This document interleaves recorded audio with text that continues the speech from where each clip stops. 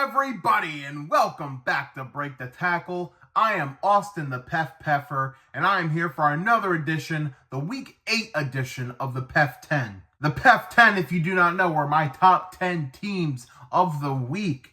And we're going to get right into it, starting with number 10.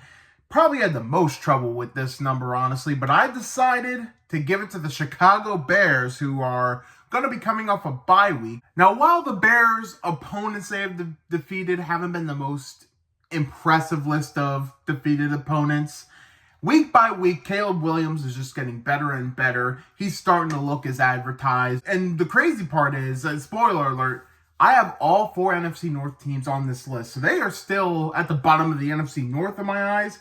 And they are easily the best 4th place team in the league. Easily. Defense is still pretty damn good.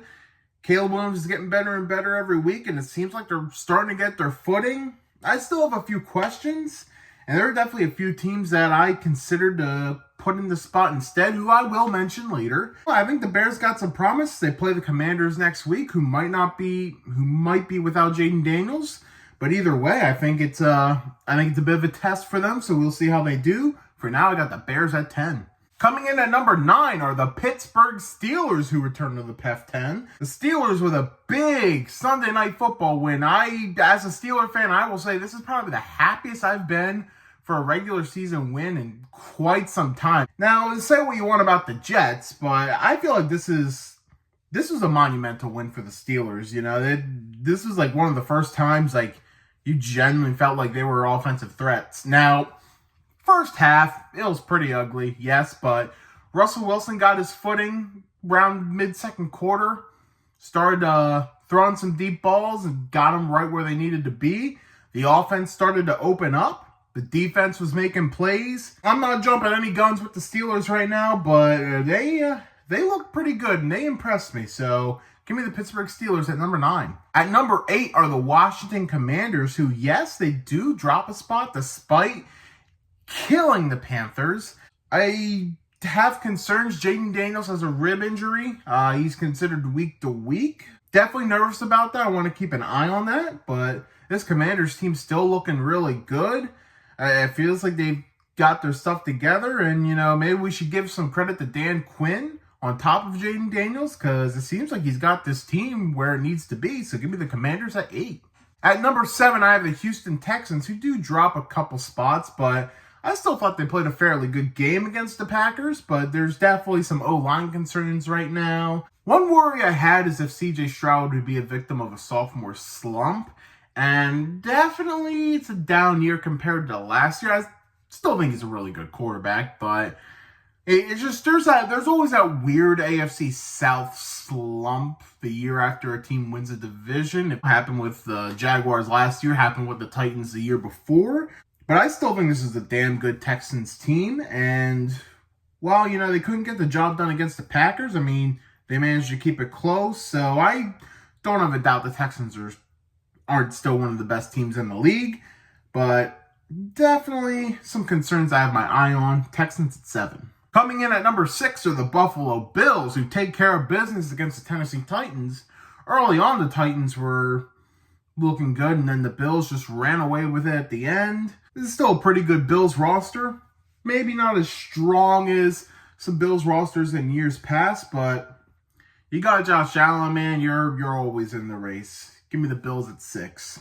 We're halfway through the PEF 10. This is the part where I like to give props, or what I like to call PEF's props, teams who couldn't quite make this list, but I wanted to give them a shout out. And we're going to start with a team who I was really close to putting at number 10, and that was the Philadelphia Eagles. That was a win they needed. A dominant win against a divisional opponent. Sometimes you just need those wins. I think the one thing that had me hesitant with Philly is just, you know, their performances beforehand. Maybe this is the one that gets them back on track. We will see. I'm just using a little bit of caution right now with the Eagles, because for all we know, there could be coaching mishaps, or there could just be playing down the competition. But that win against the Giants was a much-needed one, and now I feel like they're kind of back in the thick of it. I think that game between them and the Bengals next week, the winner of that is probably going to be in the PEF 10, more than likely. So That's one to keep your eye on. How about the Seattle Seahawks? Another team I considered putting at the number 10 spot. I thought they had a chance to upset the Falcons. Not in that caliber. So a 20-point win for the Seahawks. I mean, maybe having that extra couple days after the Thursday game is what really helped them. Who knows? But keep an eye on the Seahawks now. They were in a rough stretch, and now they got a win. Maybe they can get back in the right direction. They're back on top of the NFC West. Props to the Seahawks. All right. We are now in the top 5 of the PEF 10, starting with number 5, where I have the Green Bay Packers, who move up a spot. Big win against the Texans. They finally have a kicker who can kick field goals and kick the game-winning field goal. It's a good Packers team. Jordan Love's going to throw interceptions. He's more Favre than Rodgers at this point, but he gets stuff done. And for every ugly interception he throws, he probably throws 2 more beautiful touchdowns. So that's how it's going to be with Jordan Love. He's a gun. I guess he's a bit of a gunslinger, I guess you could say. It's not always going to be pretty, but he's going to get the job done more often than not. This Packers team seems like it's getting better and better. Division gets better and better. Packers at number 5. And speaking of the division, at number 4, I have the team that beat the Packers about a few weeks ago in the Minnesota Vikings. They fall a couple spots, but man, this is still a really good Vikings team. Them and the Lions, it went to the end. NFC North is in good hands. I don't know what else to say. Hey, despite the loss for the Vikings, they are still looking really good, and they've really impressed me this year. Vikings at 4. And we might as well complete the set. At number 3, I have the Detroit Lions, who defeat the Minnesota Vikings, ending their undefeated streak. These Lions, man, even without Aiden Hutchinson, they are still just playing some inspired football. They are getting the wins. They just look so damn good right now. They are probably the hottest team in the NFC, I would say. No, they are the hottest team in the NFC, and they are on top of what is easily the best division in football. I really like what I've been seeing out of these Lions. Maybe we will see them trade for an edge rusher. I know there's a lot of talk about Max Crosby. Myles Garrett's name's being mentioned.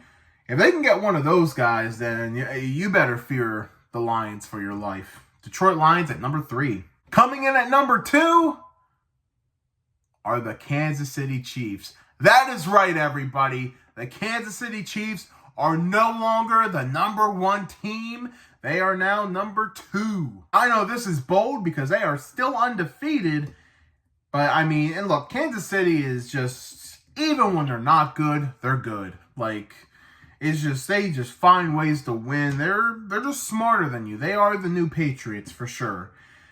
But I feel like there's one team I got to put ahead of them because I feel like if they played them today, I think they would lose to them. And that team, the number 1, the new kings of the NFL, the Baltimore Ravens. That's right. They were 1 toe away in week 1 from potentially winning that game. I think if that game happens now, I think the Ravens win. There is no team hotter than the Ravens right now. Lamar Jackson and Derrick Henry, that is a duo that some have doubted, but a lot loved. I had some questions, especially behind the O-line, but yeah, there's no questioning anymore. This is a scary duo. This is a scary team. The defense may have taken a slight step back, but despite that, this is the most dangerous team in the league right now. If you're playing the Ravens, good luck. There's no team hotter than the Ravens right now. I wouldn't want any part of them. I think they would beat Kansas City if they played this week. The Baltimore Ravens are the new number 1 team in the PEF 10. So let's recap. At number 10, I have the Bears. Number 9, the Steelers. Number 8, the Commanders. Number 7, the Texans. Number 6, the Bills. Number 5, the Packers. Number 4, the Vikings. Number 3, the Lions. Number 2, the Chiefs. And number 1, the Ravens. Now let's hear from you. What are your guys' top 10 teams in the league? And what did you think of my list of the top 10 teams? Let us know in the comments. Be sure to give this video a thumbs up if you enjoy it. Hit subscribe to Break the Tackle here on YouTube for more content. And check out some of our other videos on the channel. We also have a Facebook page and an Instagram page. Feel free to check those out and give those follows as well. Thank you so much for watching Break the Tackle. We love football. We talk football.